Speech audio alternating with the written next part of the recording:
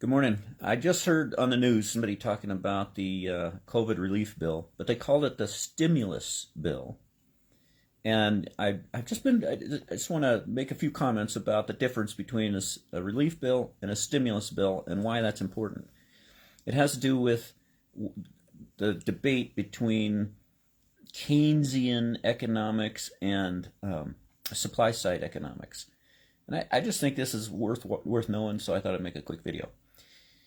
Um, if it's a relief bill, that's a good thing because the government messed up the economy by their overreaction to COVID and shutting down businesses. The fact that the government did that means the government should um, uh, take action to make people whole, especially the businesses that they destroyed. Now, just sending a check to every individual, whether they need the money or not, or whether they were affected by, I mean, there's millions of people that weren't even affected financially by COVID at all. In fact, some people profited from it, and why they should get relief money makes no sense. But it would make way more sense to just give the money to, instead of giving everybody $1,400, give tens of thousands of dollars to people whose businesses were completely destroyed and let them rebuild their businesses. Anyway, that's not really the topic here. The point here is, oh, and one other thing, the fact that they're spending this much money, the immorality of borrowing $2 trillion and just putting it on our grandchildren's tab is just absolutely appalling and disgusting. If you can imagine somebody who would just say, you know what, I'm just gonna borrow $10,000, $100,000 right before I die, and it's all right. My kids will take care of the debt. I mean, we'd say someone like that is just completely immoral, and yet that's what we do every time we just stack on money on our national debt, and something that money's gonna have to be paid back. Anyway, that's immoral. Still not the topic of what this video is about. All I wanted to mention now is just the idea, the difference between Keynesian economics and supply side economics. The Keynesian theory, and that comes from the guy by the name of John Keynes back in the time of the Depression, when they're trying to figure out how to get out of the Depression. And Keynes' theory is that you can take tax money, government money is just tax money, it's the only way the government gets money, and give it to people, and that will stimulate economic activity, and that will revive the struggling economy. So like in this case, if everybody gets $1,400, they'll take the $1,400, they'll go spend it in the store, and the stores will make money, and they'll be profitable, and they'll be able to hire more people and all that, and the economy will boom. And now that's the Keynesian theory. The supply side theory says no, that doesn't work, because that money, the only way they can give it to people, put it into the economy, is by first taking it out of the economy. So you raise taxes to get the money, and then you give some of that money back. Whatever you're doing, whatever you're stimulating by giving some of that money back, it doesn't make up for the damage you did by taking the money out in the first place.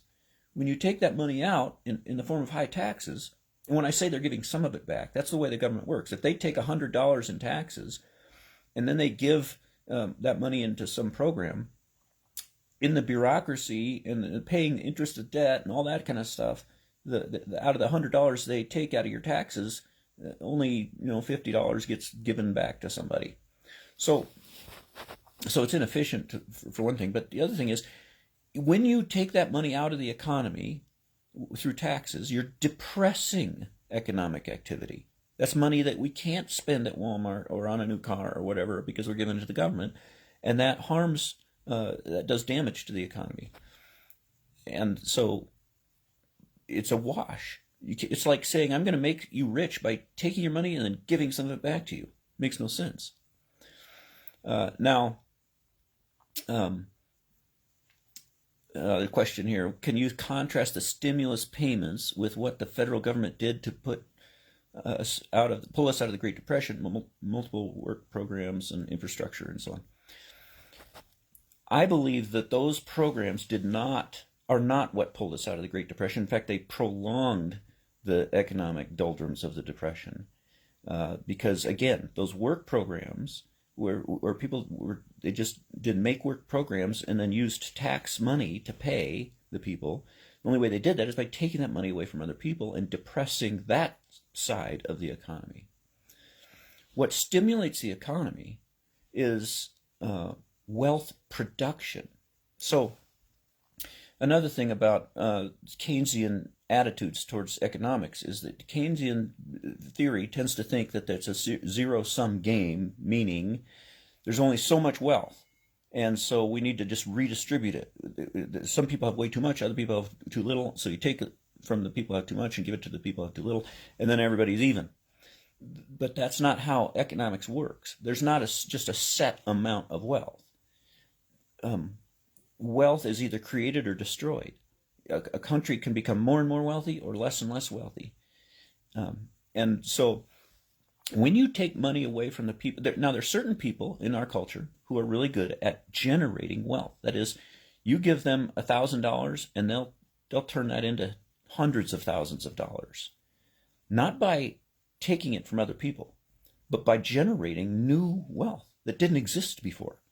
They'll create things, they'll grow things, they'll build things, they'll generate businesses and get wealth that didn't exist before to exist. That's what our culture has been doing. That's what our country's been very good at for a long time. That's why we're as wealthy as we are. You know, you look back at, say, the 50s. I heard someone say the other day that the average house in the 1950s in the United States was 1,000 square feet. And now 1,000 square feet is a tiny house, right? And I remember when I was a kid, the American dream was a second car. Now people have, a couple with two people live in the household have 6 cars parked outside. A second car is not considered a huge part of the American dream anymore. The point is, and the 50s were not considered a time of poverty. People back then thought they were wealthy, and they were. But we're far, far more wealthy now because wealth keeps being created and generated. Businesses can do that. New products can do that.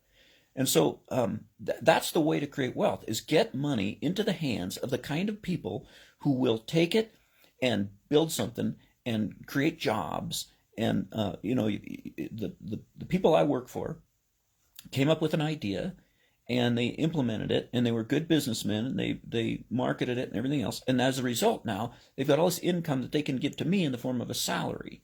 If it weren't for those kind of people, my job wouldn't exist, and I wouldn't be able to make the money that I make at work.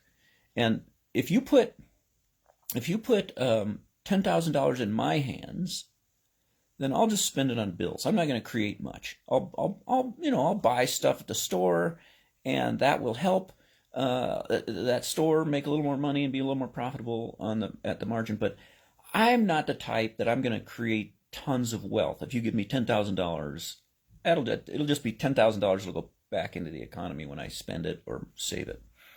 But there are some people, you give them $10,000 and they'll start up a business, and 5-10 years later, they're bringing in millions, and they're paying hundreds of thousands of dollars out in salaries of people that they've hired, and they're having to buy equipment from vendors, and they're spending millions of dollars on that, and those vendors are making a lot more money, and they're hiring more people, and that's what really makes the economy flourish, and that's what creates new wealth. So that's the supply side. Now, Keynesian people will always ridicule supply-side economics because they brilliantly, during the time of Reagan, brilliantly labeled it. And here's the thing about the people on the left. They are very good at labels, and they brilliantly labeled supply-side economics trickle-down. They called it trickle-down economics in Reagan's time. And that caught on. Even conservatives now will use that term trickle-down. That is not what supply side means. So the idea, when they use trickle down, that conveyed the idea of, you just give tax breaks to the rich. The government gives a bunch of money to really rich people, and those rich people go out and buy their yachts, and a few pennies trickle down to the poor schmo on the street, and we get, they give us a tip here and there, and we have a little. That is not the theory of supply side economics. The theory is, first of all, not that the government gives anybody anything, but that the government lets wealthy people keep a good portion of their money. Because if you take too much money away from wealthy people, then that hamstrings their ability to create more wealth and create more jobs and create new businesses, and that depresses everything in the economy across the board. It's easy to get elected saying, I'm going to take money away from rich people and give it to you, because people are driven by envy, and they want something for nothing. And so it's easy for people like that to get elected. But the problem is, when you take too much money away from the rich people, it's not just that money was sitting around doing nothing. That money is used to create more wealth and to drive the economy in ways that go far beyond just spending. And so you take that money away, and people lose their jobs, and businesses collapse, and new businesses aren't created. Wealthy people don't have the incentive to risk, because those kind of people, the kind of people I talked about, that you give them $10,000 and they can generate all kinds of new wealth out of it for a lot of people. Those people, in order to do that, they take risks. A lot of them fail. Most new businesses fail. And so you got to have these people who are willing to take risks. Well, the riskier you make it, the less of those people there are going to be.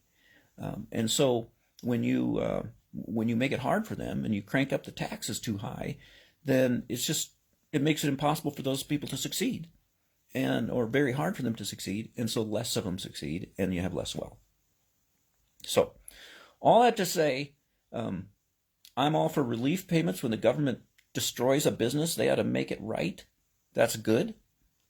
But I'm totally against stimulus, any kind of stimulus bill, because you don't stimulate any kind of wealth by taking it away and then giving a portion of it back, especially when you take it away from the wealth creators and give it to people who tend not to be wealth creators.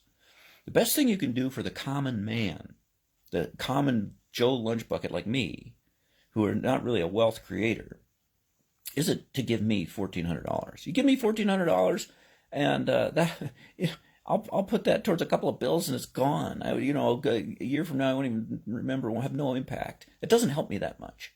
It helps me some, but it doesn't help me very much.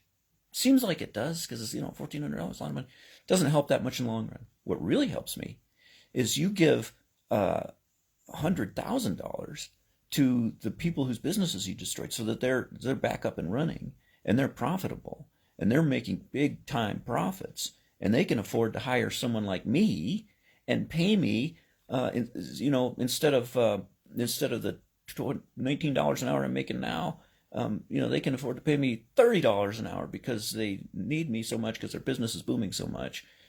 Then, if I have a job that pays $30 an hour instead of 19, I'm much, much, much better off than if you just give me a payment of $1,400. So, relief, yes. Stimulus, no.